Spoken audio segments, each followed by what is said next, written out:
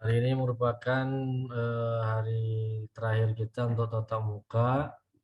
Minggu semalam saya tidak bisa untuk tatap muka melalui Zoom karena ada pertemuan, ya, jadi tidak sempat untuk buat ruang Zoom-nya. Nah, sesuai dengan jadwal kita untuk UASnya di tanggal 18 Juli, artinya ada 2 minggu lagi karena minggu depan merupakan minggu tenang, ataupun bagi dosen yang belum lengkap pertemuannya. Alhamdulillah untuk pertemuan kita walaupun satu kali ada yang melalui learning. Mudah-mudahan diterima sama pihak biro. Baik, untuk UAS juga soal sudah diberikan ke biro. Ya, mudah-mudahan bisa dijawab, ini kan seputaran mengenai hukum acara juga, dan nantinya ada buat bagaimana membuat satu surat kuasa ataupun gugatan ya, tata usaha negara, artinya tidak membuat suratnya, melainkan apa saja komponen-komponen ataupun instrumen yang harus ada di dalam sebuah gugatan, ya kan? Karena kita sudah membahasnya, ya seperti, ya kan, ada tempat dan tanggal dibuatnya gugatan, kemudian judul gugatannya, kemudian pengadilan yang akan mengadili perkara tersebut. Nah, kemudian identitas dari penggugat apa saja yang harus termuat sebagai identitas penggugat, kan tidak semua dia. Nah, hanya cukup nama, kewarganegaraan, pekerjaan, dan alamat. Nah, untuk kemudian tergugat apa saja, nama badan atau nama jabatan dari badan atau pejabat tata usaha negara, dan gitu. Nah, baru positanya apa saja yang masuk, yang harus diuraikan dalam posita. Pertama, menjelaskan objek dari sengketa tata usaha negaranya, apa objek gugatan. Sedemikian mungkin kan sesuai dengan undang-undang harus diuraikan. Nah, yang kedua mengenai jangka waktu dalam mengajukan gugatan. Nah, kemudian juga bisa bagaimana kedudukan hukum dari si penggugat dalam mengajukan gugatan, apa dasar dia berkaitan dengan objek gugatan. Nah, kemudian masuk kepada alasan-alasan dalam mengajukan gugatan tun. Ya kan, apa aja alasannya itu? Ada yang masih ingat?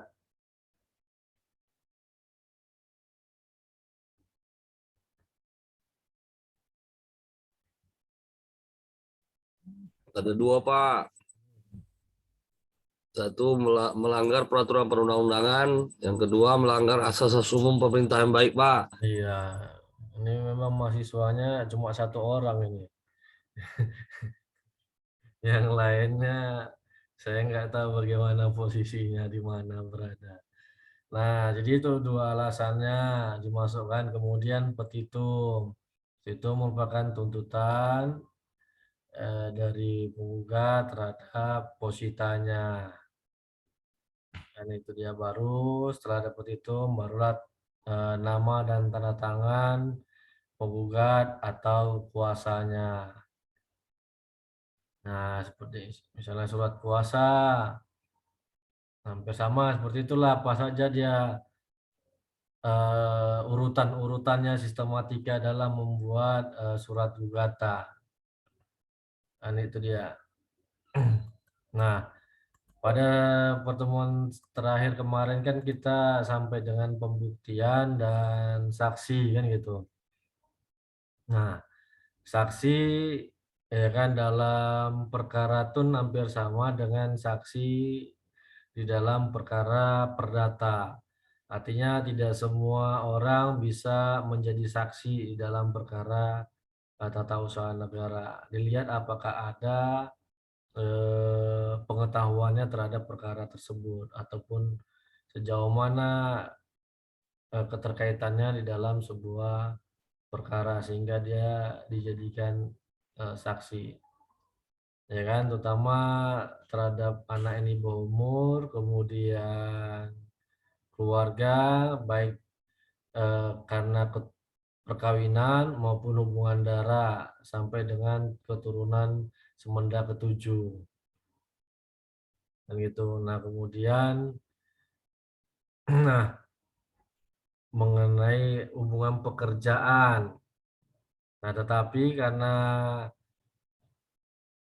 petun ini berkaitan dengan SK ataupun keputusan yang dibuat badan atau pejabat tun, maka sudah pasti yang diperiksa nanti adalah karyawan daripada badan atau pejabat itu, sehingga dalam hal ini di perkara tata usaha negara dibolehkan ada hubungan pekerjaan di dalam pemeriksaan saksinya.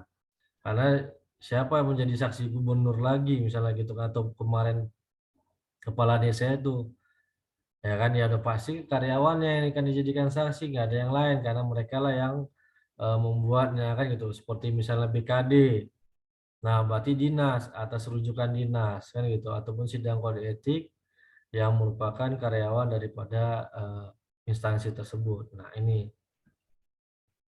Nah, kemudian karena jabatannya yang tidak mengizinkannya untuk memberikan keterangan ataupun harus meminta izin daripada atasan yang lebih tinggi, atau tugas dia untuk merahasiakan sebuah eh,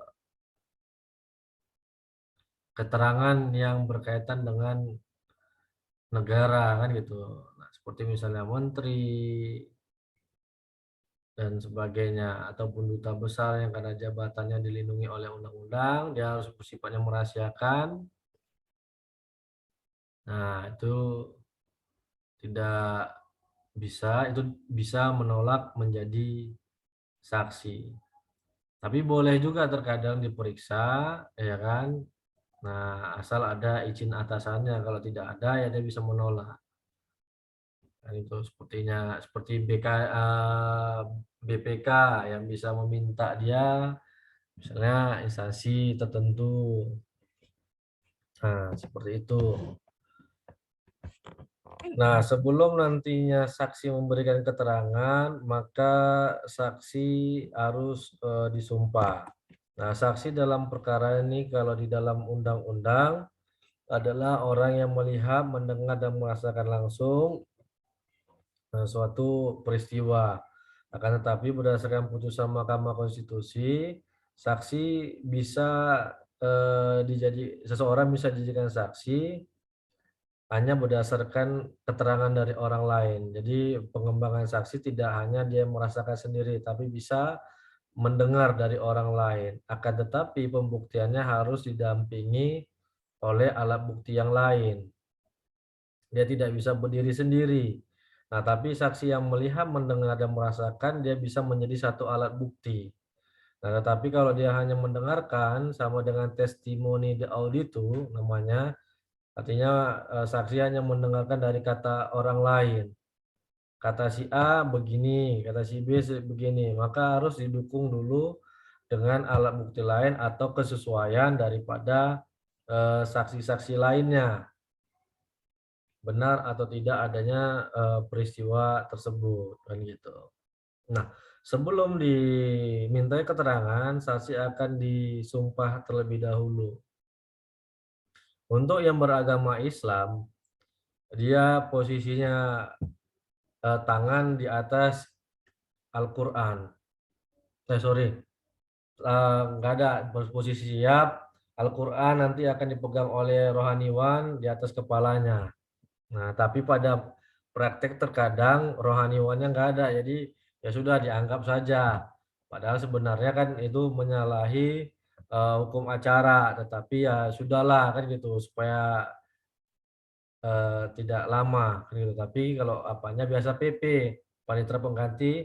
Nah, untuk Islam di atas kepala Al-Qur'annya, kalau Kristen tangan kanan di atas Alkitab, kalau dia Katolik dua jari kirinya diangkat sejajar dengan telinga, kalau dia Protestan tiga jarinya Protestan.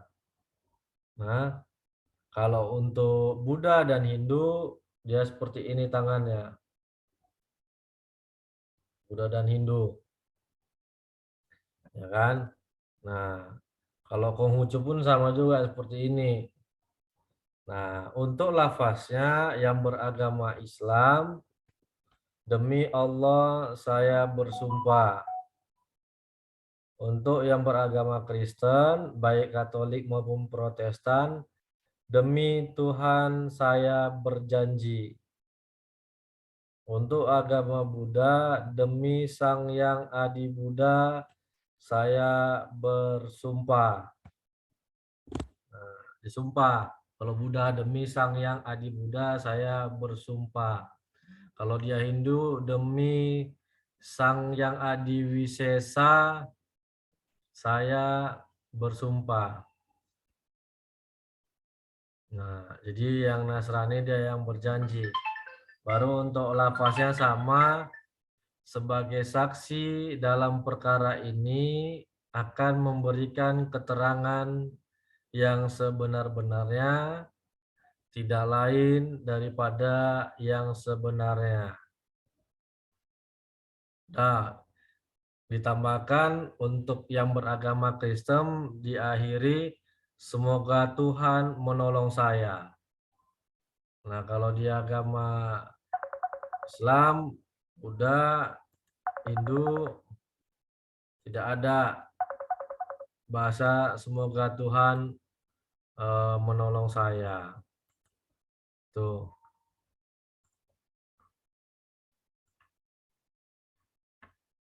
Nah, itu dia. Jadi baru kemudian dia diminta keterangannya. Sebentar ya.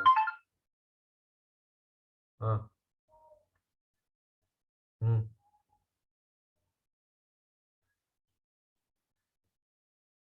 Kenapa katanya? Nah,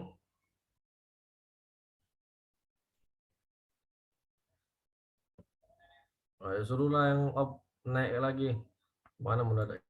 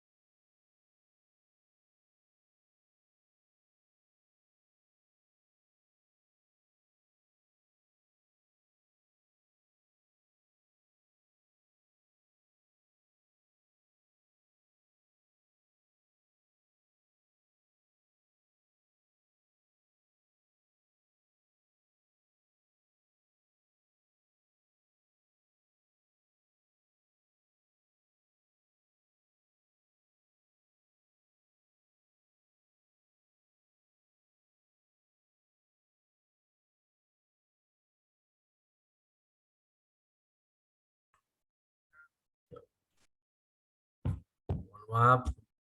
Nah, kalau kerjaan ini sambil-sambilan. Nah, jadi seperti itu ya kan, barulah diminta keterangan. Nah, ketika untuk ahli itu berbeda untuk bahasa isinya, untuk sumpahnya. Kalau depannya mukadimahnya sama tadi, seperti yang saya bilang, kalau dia beragama Islam, demi Allah saya bersumpah, yang Kristen dia demi Tuhan saya berjanji. kan gitu, yang Buddha yang tadi.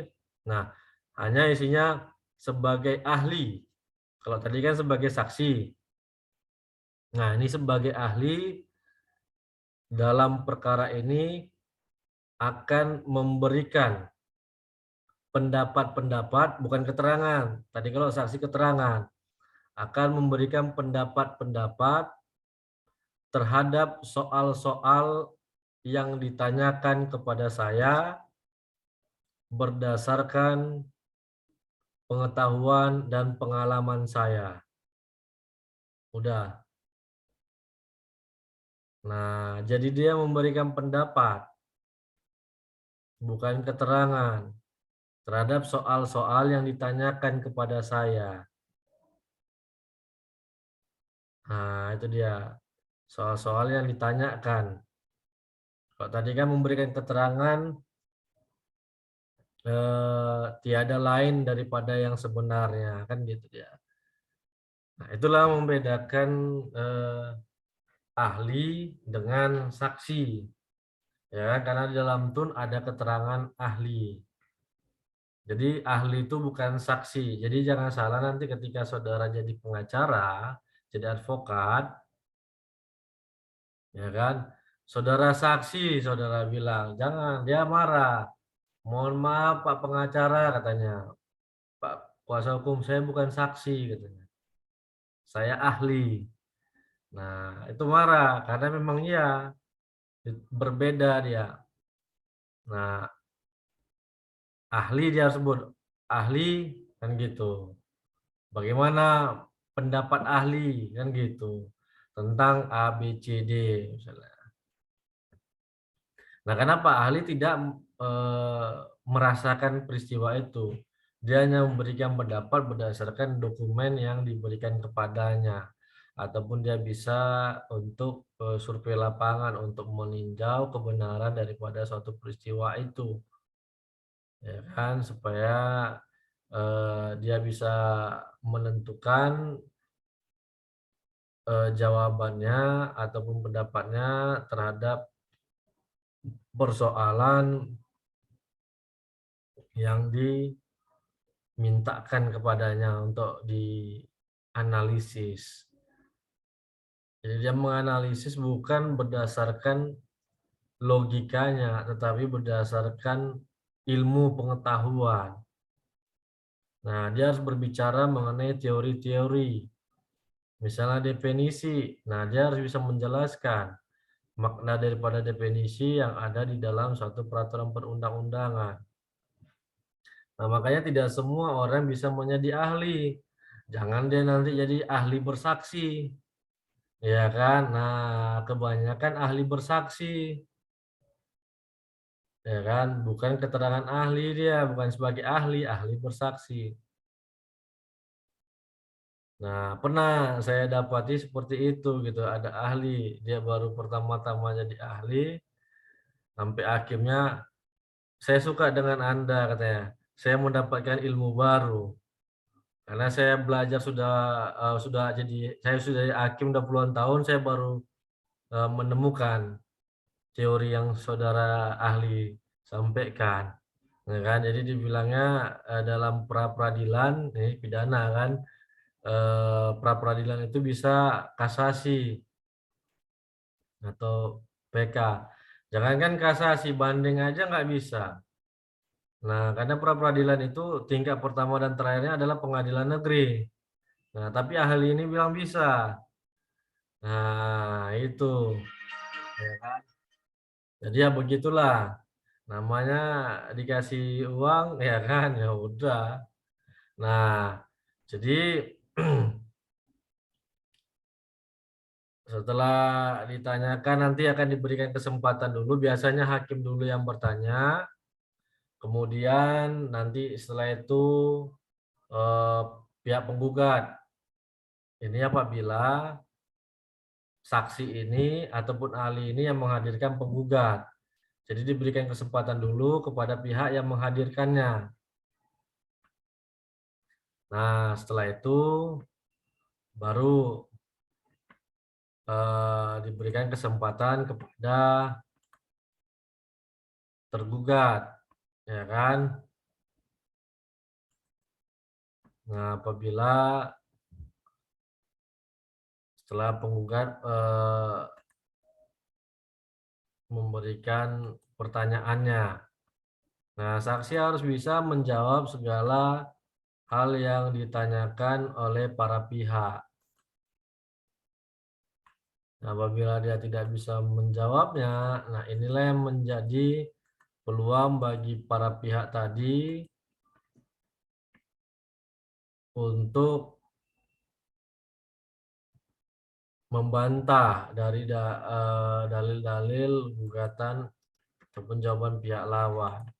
Makanya ketika kita menjadi saksi ya, harus bisa apa yang sebenarnya terjadi kita sampaikan. Apabila nggak tahu ya sudah, jangan dipaksakan harus tahu. Karena itu nanti akan digali terus sama pihak lawan, terutama pengacara. Ya kan? Karena advokat itu harus pandai dia dalam menganalisis jawaban dari saksi yang dihadirkan. Itu karena ini peluang untuk memenangkan perkaranya. Seperti itu. Nah, baru nantinya setelah selesai, nah demikian juga sebaliknya ketika tergugat yang menghadirkan, maka nanti akan tergugat dulu. Nah, baru giliran penggugatnya. Seperti itulah untuk proses dalam pemeriksaan saksi. Nah, ini yang terkadang sering terjadi perdebatan ketika misalnya ada pihak lawan mengintervensi saksi dari pihak yang lainnya. Nah, bahkan ini bisa sampai ribut kan gitu. Ataupun bisa balik-balik meja dia. Itu pernah terjadi kan gitu.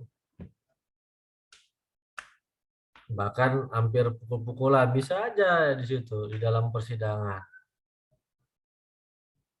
ya kan?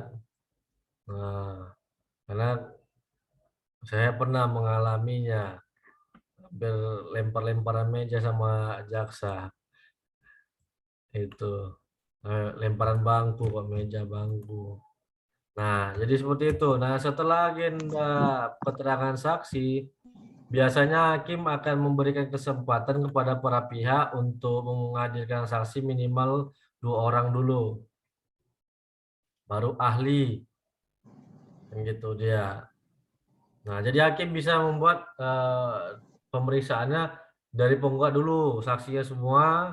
Setelah berakhir, baru saksi dari tergugat, baru kemudian ahli dari penggugat, baru tergugat. Atau bolak-balik dia. Nah, ini tergantung dari majelis hakim masing-masing. Nah, kalau hal ini tidak ada ketentuan hukum yang mengatur secara pasti bagaimana mana dulu, selang-seling atau dihabiskan dulu dari penggugat baru ke tergugat.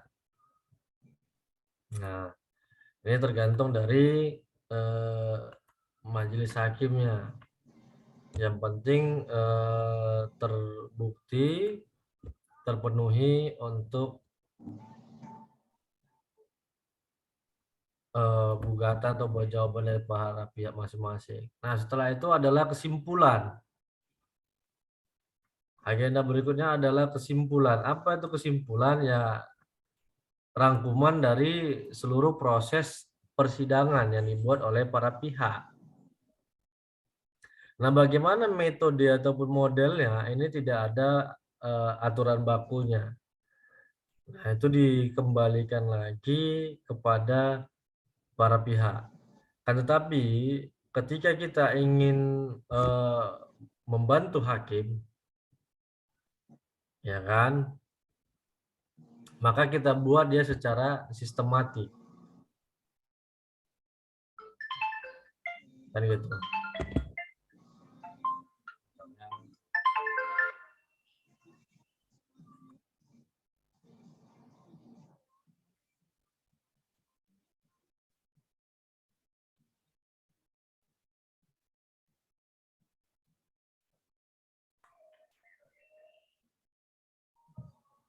Nah, ini seperti itu. Ya kan? Nah, dibuatnya sistematik. Misalnya kan berarti enggak, contohnya dibuatnya dalam eksepsi. Nah, bagaimana bantahannya dalam eksepsi? Telah terbukti di persidangan, bla bla bla bla. Kemudian dalam pokok perkara. Nah, dalam pokok perkara jelaskan apa bantahannya. Kemudian berdasarkan eh, dalam pokok perkara, misalnya alat bukti. Nah, ya kan pada persidangan ini penggugat mengajukan alat bukti P1 sampai P sekian, tergugat T1 sampai T sekian. Kemudian dalam perkara ini penggugat menghadirkan keterangan saksi 2 orang, ahli 1 orang. Nah, saudara uraikan itu keterangan saksinya di dalam kesimpulan gitu. Misalnya Krisna Yudi dalam persidangan tanggal sekian memberikan keterangan sebagai berikut, ya kan, bahwa saksi mengenal penggugat, misalnya bahwa saksi adalah eh, karyawan tergugat, ini gitu, ya kayak karyawan penggugat misalnya, bahwa saksi mengetahui penggugat dipecat berdasarkan surat ini, bahwa saksi tidak pernah mengetahui misalnya apa alasan sehingga penggugat dipecat. Nah, itu kita buat uraian secara singkat dia. Makanya pada saat keterangan saksi, para pihak itu boleh merekam pembicaraan saksi, tetapi video yang tidak boleh, merekam suara boleh. Nah, kalau untuk di video harus ada izin dari ketua pengadilan. Nah, tetapi kalau dia untuk rekam suara, nggak ada masalah. Kita boleh meletakkan recording di atas meja ataupun HP kita di atas meja. Nah, itu boleh. Kenapa? Karena kan ya kita nanti pada saat mau buat kesimpulan tadi, keterangan mentransmisi kan gitu, mentransfer, mengkonversikan keterangan saksi tadi menjadi sebuah kata-kata, kan harus kita ulang lagi apa yang dia bilang. Kan gitu. Nah, mirip juga. Jadi supaya apa, nanti kita bisa bandingkan loh keterangan saksi yang ada di putusan nantinya. Apakah benar keterangan saksi yang ada di putusan itu yang disampaikan di persidangan. Kan itu dia. Nah, terkadang ya namanya PP juga tidak cepat dalam menulis. Jadi mau terkadang keterangan saksi itu terlambat dia tulis. Makanya dengan ada bantuan kesimpulan yang kita buat mengenai keterangan saksinya, uraian keterangan saksi, nah ini bisa membantu juga hakim untuk memindahkannya copy paste ke dalam putusannya. Itu. Nah, ada advokat juga tidak membuat keterangan itu. Ya kan, ini biasanya tergantung nilai kuasanya. Kalau nilai kuasanya ratusan juta, nah dibuatlah dia lengkap itu. Kesimpulannya bisa 30 halaman kan gitu. 40 halaman, tapi kalau nilai kuasanya hanya 15 juta, udahlah 5 halaman aja lah kan gitu dia. Kesimpulannya. Itu. Nah, kembali lagi. Ini triknya dari advokat masing-masing, ya kan, kuasanya bagaimana. Ya, kan logika nggak berjalan tanpa logistik, kan gitu dia. Nah, ya kan. Nah, masa orang disuruh lembur nggak ada dikasih puding, kan gitu dia. Nah, jadi harus ada puding ekstranya dia kan.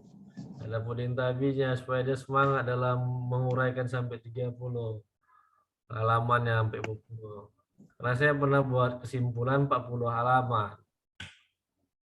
Itu. Itu tadi saya bilang karena jelas dia pudingnya. Kalau nggak jelas pudingnya udah 5 halamannya udah cukup. Kayak gitu dia. Itu karena itu kan kita harus menganalisis lagi jawaban dari mana celahnya, replik-dupliknya, kemudian alat bukti. Nah, harus kita bantah, kan gitu dia. Nah, sama ketika hakim dalam membuat putusan, kita kadang bisa pertimbangan kita itu di kesimpulan menjadi bahan hakim dalam memutus perkara. Dan itu dia. Nah, itulah kesimpulan, dan kesimpulan itu disampaikan pada saat persidangan selanjutnya dari penggugat dan tergugat. Dan kesimpulan juga tidak menjadi satu kewajiban bagi penggugat untuk membuatnya secara tertulis. Kesimpulan boleh disampaikan secara lisan. Kan tetapi kan ya yang tertulis ini yang menjadi nilai tambah ya kan bagi hakim kan gitu. Oh ini rajin orangnya kan gitu.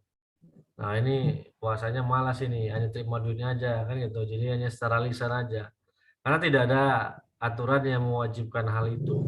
Yang mewajibkan itu adalah gugatan dan jawaban itu harus secara tertulis untuk administrasi. Yang lainnya nggak ada masalah, mau secara lisan pun bisa disampaikan. Ya apabila secara lisan izin yang mulia kami tetap pada jawaban. Udah kami tetap pada gugatan kesimpulannya. Udah selesai gitu ya. Nah, jadi ini tergantung rajin atau tidaknya hakim, para pihak dalam membuat kesimpulan. Nah, ketika pembuktian sudah berakhir, pada saat misalnya kesimpulan dia mau menambahkan bukti atau saksi, itu sudah tidak dibenarkan lagi dalam hukum acara. Artinya tidak bisa mundur. Makanya sebelum pembuktian berakhir, hakim akan bertanya, ada lagi enggak ini? Misal pada saat agenda pembuktian surat ya, ada lagi enggak surat yang mau dimasukkan? Penggugat, tergugat, begitu dia sampaikan tidak ada, maka hilang sudah haknya lagi. Nah, tapi ketika bilangnya masih ada yang mulia atau majelis, maka akan dikasih kesempatan satu kali lagi. Tergantung dari majelis hakimnya. Dan gitu, ada majelis hakim nggak ada, ya udah habis di bagian penggugat, udah nggak ada lagi gitu dia. Nah, biasa 2 kali dikasih kesempatan untuk mengajukan bukti surat. Lewat dari itu ya sudah,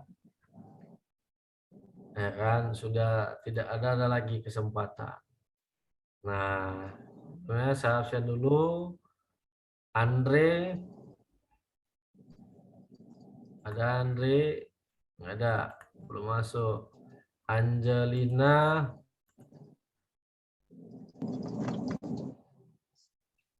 ada. Belina Malau, nggak ada. Hartati Emi, Irawati Agustina. Pak, siapa? Mohon maaf lagi di jalan. Oke, Irma Ramayani, nggak ada.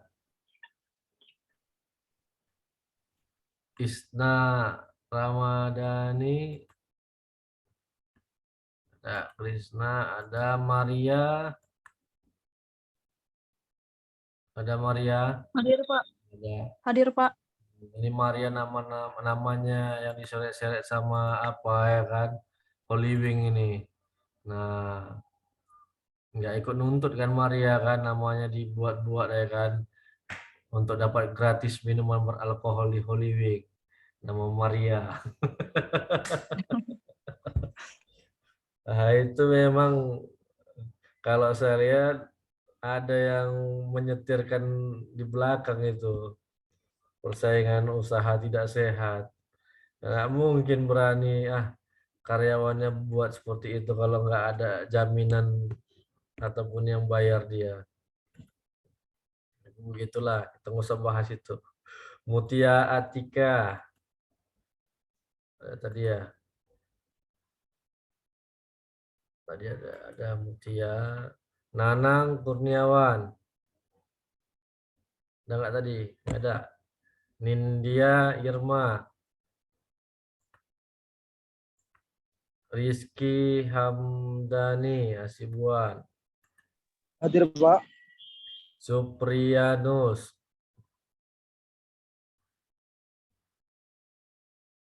ada. PM Sahren, hadir. Yehezkil. Ini karena apa nih? Udah titik-titik terakhir ya kan, Yunika. Sama kayak seperti sholat tarawih apa Ramadan ya kan. Semakin di ujung semakin ada kemajuan dia. Kemajuan subnya. Udah semua kan Yunika udah semua di absen. Nah,